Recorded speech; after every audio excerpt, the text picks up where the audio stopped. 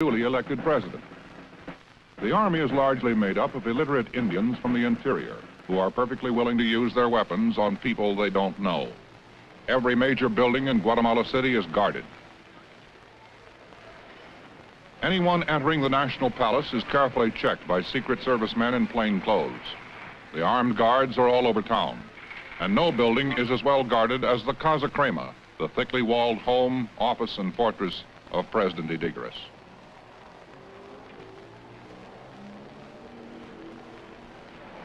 The people, unless prodded, have learned to ignore the Army and stay clear of unnecessary trouble. Life expectancy here is 35 years. The Guatemalan worries only about earning enough money, 50 cents to $1 a day, to feed and clothe his family. The average city dweller, earning $160 to $300 a year, is not the customer for television sets or other appliances imported from the United States. In these stores, the trade comes from the small, wealthy class and the rich foreign colony.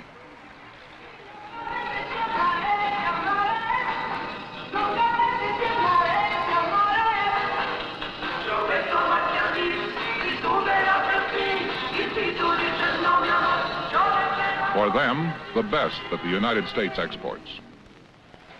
Before the Spaniards arrived in Guatemala, Central America was the home of the Mayan Indian and his neighbors of other tribes.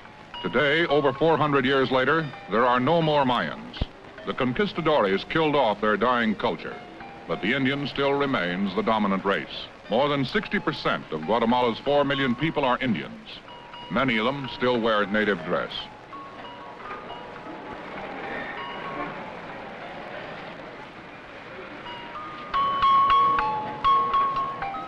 Indians who live in or near the cities tend to be street vendors. Some carry their goods many miles and many hours to a stall in a huge enclosed market. Here they sit, wait, bargain and sell at prices below the official government list. The fruits and vegetables are their own, and they feel they should get a price they're happy with rather than one the government has established. Most Indian women must set up their baskets on quiet streets where they wait longer and sell less. President Idigueras owes his election in 1958 to the people. His opposition called them the mob. Many of his supporters were the new class of bicycle riders, proud young people, more fleet in their means of transportation, and with every intention of staying one step ahead of their fathers. Idigueras also got some support from the motorcycle riders, but not as much as from those on bicycles. Motorcycles are almost on the same level as automobiles. Many are owned by the rising conservative middle class and by ex-bicycle riders who can afford to pay 3 years' salary for faster, fancier transportation.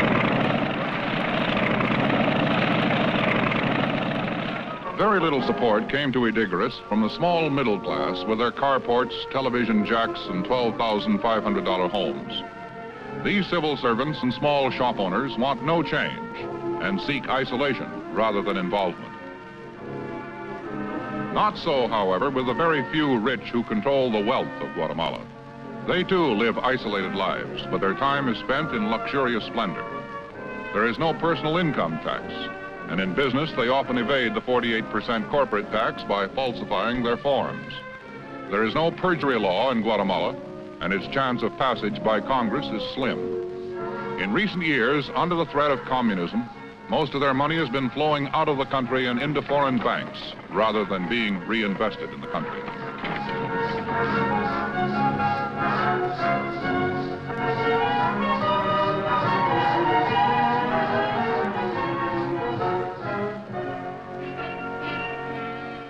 In Guatemala City, as throughout Latin America, communism has made its greatest appeal to the urban slum dweller.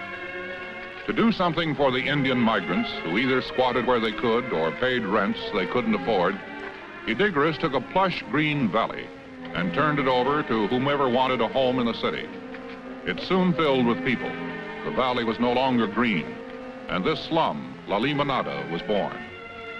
Here, over 5,000 people live in squalor, disease, and destitution. Most of the children own no shoes.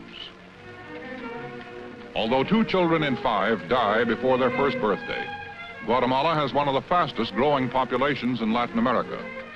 The Indian comes to the city with hope and no skills. He produces large families and earns 20 or 30 cents a day. A pint of milk costs 12 cents, a pound of black beans 6 cents, and a pound of corn 7 cents. For coffee, he drinks ground tortillas burned to charcoal, although Guatemala is the world's 7th largest producer of coffee.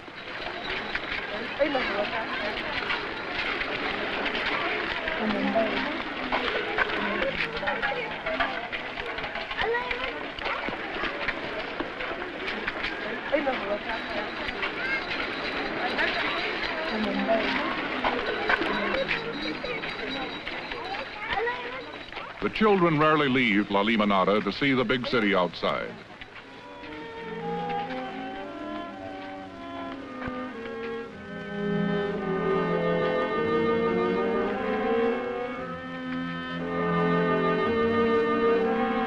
Seven to 9 people live in 3 rooms without doors.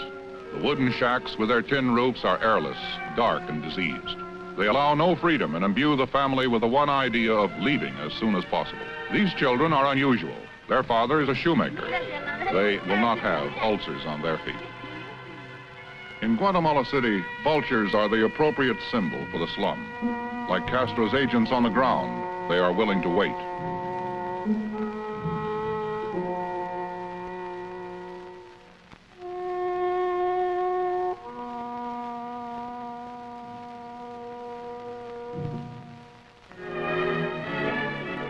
The communists gained a first foothold in Guatemala in 1944 under the administration of Arevalo. By 1950, with the coming to power of Arbenz, they had gained control of labor.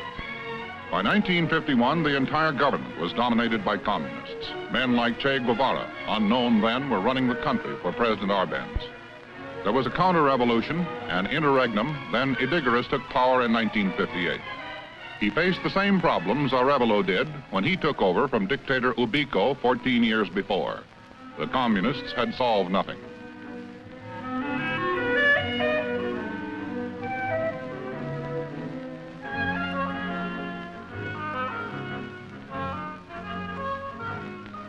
Idígoras started a construction boom that has not yet stopped. It has put many of the underemployed to work and has built more houses and office buildings in 4 years than had been built in the previous 28. Most construction workers earn from 80 cents to $1.25 a day. Some of the more skilled, like bricklayers and plasterers, can earn as much as $2 a day. In the first television interview he has ever permitted, President Miguel Idígoras Fuentes discussed what he is doing to combat communism in Guatemala. We can't kill the communists with a machine gun, but we can convince the people to come back from the communism to our side, anti-communism, giving them all that the communists promised to them. Housing, places where to work, places where to be educated, and especially factories. We, in 1959 to 1961, we have opened more than 200 new factories in the country, and that we call it our revolution, industrial revolution. But it is very difficult to say, but to put one worker to work is necessary in Guatemala $8,000. In order to open 200 factories, necessary to get money from every place, but they are working now. But now is the market where to sell the goods. Guatemala is 4 million inhabitants only. Then I worked very hard and very successful to organize the common market, the Central American common market, and the economical Central American integration. We have now Guatemala, El Salvador, Honduras, Nicaragua. In some days, Costa Rica will be in, and in some months, Panama will be in. Then we have where to sell our goods and where to buy now, of course, another goods for Guatemala.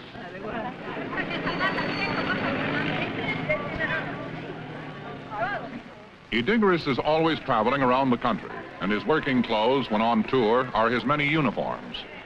The crowd follows him everywhere, and security is remarkably light. He passes out candy to the children, and women reach out to touch him. He is the caudillo, the supreme leader.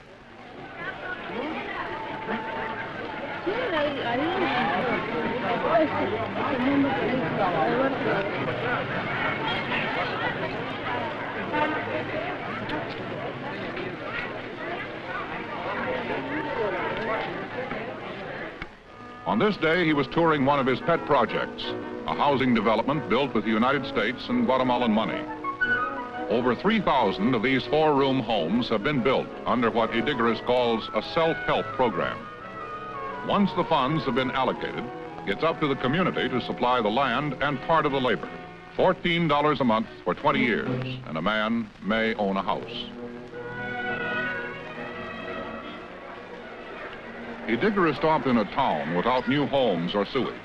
To maintain his support, he promised he would build them the things they needed. Out of candy, he found a soccer ball, tossed it to the crowd, and returned home. December 1961 saw the end of a mild honeymoon between Idígoras and the people. The students took to the streets to protest the elections in which supporters of Idígoras won most of the seats. Unarmed army officers did their best to break up the marchers. They did not succeed, and things got out of control.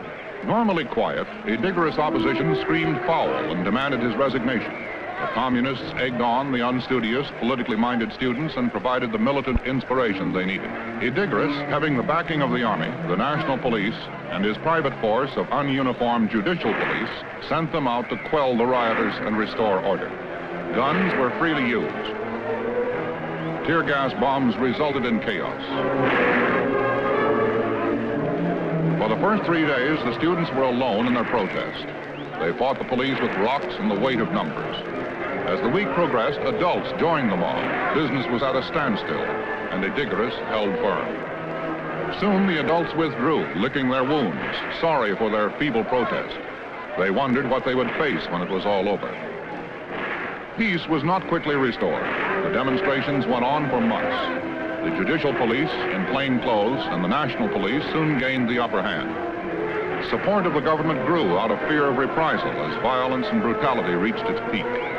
Guns were put away for primitive weapons. Machetes and clubs were brought out to do their work more quietly, but no less efficiently. At the end of 6 months of sporadic rioting, more than 20 were dead, hundreds wounded, and Idígoras was still there, still strong, still, in fact, popular.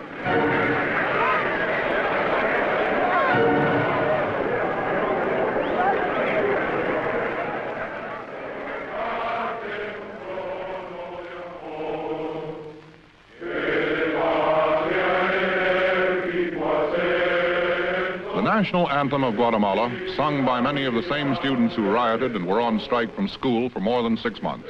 An engineering student told us he has completed 3 semesters in the last 4 years. The other 5 semesters he was organizing a demonstration or out of the country. He is the rule, not the exception. Last May 8th, the 55 student groups voted to return to school. They debated on and passed their Magna Carta for Guatemala. They asked Idígoras to resign unless he rids his government of the monumental graft and corruption, which he says does not exist. They asked him to cut his $17,000 a month salary and to drop his $1 million a year personal security fund. They also asked that the emergency military cabinet be dissolved and replaced with the original civilian one. Idígoras said he would consider their demands, sent no police to the meeting, and for a change there was some peace. But the students ignored Guatemala's basic problem. 3/4 of the people live on the land, and 90% of that land is owned by 6% of the population. The Indians grow one major crop, corn. The communists try to redistribute the land, diversify crops, and change their way of life, but they fail. Idígoras is not doing much better. The Indians do not have a tradition of peasantry. They fear responsibility, and when farming for themselves, they are easily discouraged. Bananas were once a major crop. Bad weather, disease, and the communists' attempt to distribute the land decimated production. Bananas may soon become a minor crop.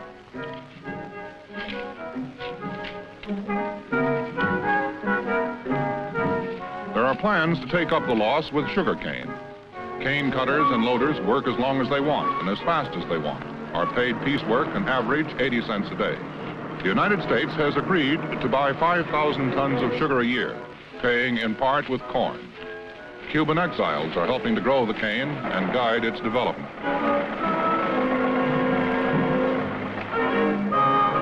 Cotton exports have tripled in recent years. With the emergence of the Central American Common Market, the future of Guatemalan cotton looks good. Mahogany is one of the least developed products in Guatemala. It grows in the northern part of the country where poor roads make shipping almost impossible. Very little of the wood is exported. It is used locally, and most middle-class homes have mahogany doors, paneling, and windowsills that cost next to nothing. Guatemala is the world's 7th largest producer of coffee. Over the last 5 years, world price fluctuations have cost Guatemala an estimated $300 million. In a country dependent on coffee for its foreign trade, this loss has emphasized the need to diversify farming, and there is an overriding need for more education.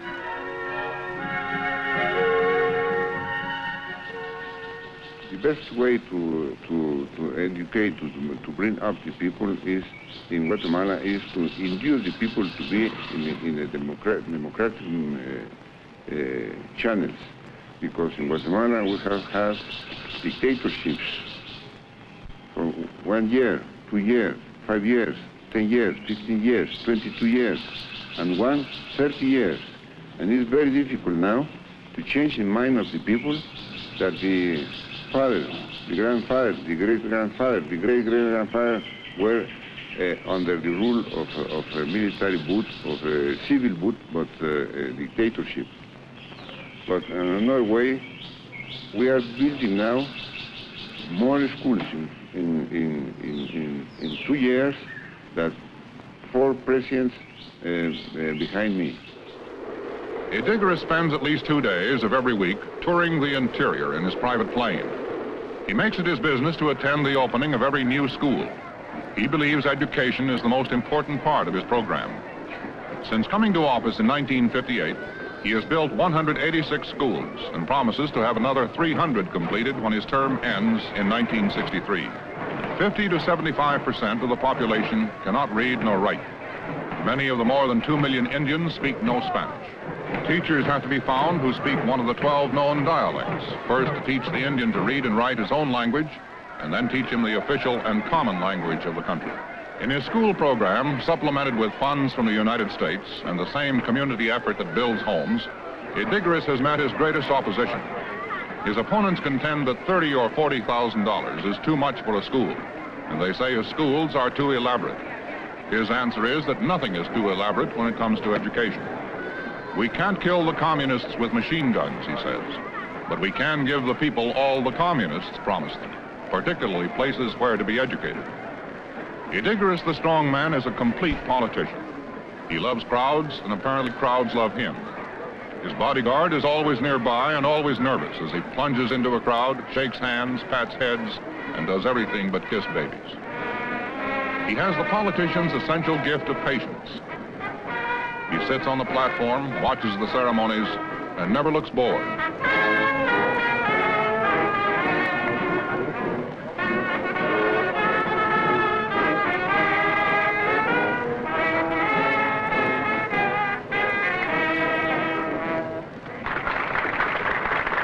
Idígoras cannot constitutionally succeed himself. He can do something that few Guatemalan presidents have ever done, that is, pick a successor to pave the way for his return when his 6-year wait is up. This may be why he is always campaigning in the interior. The more sophisticated people in Guatemala City do not support him. They've been too close to material improvement, and they have suffered too much by his periodic brutal suppression. It is to the Indian he comes, gives of his efforts tirelessly, and hopes for blind fidelity in return.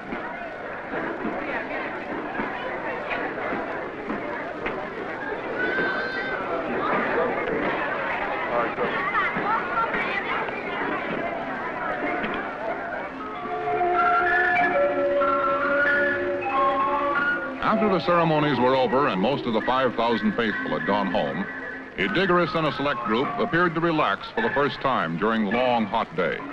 At lunch, the general continued talking, continued working, continued planning.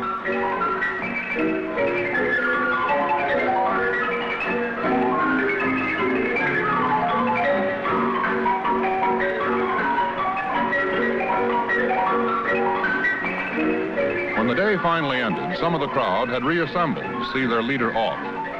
Idygorus' aides were somewhat disturbed because he refused to hurry and insisted on shaking as many hands as possible.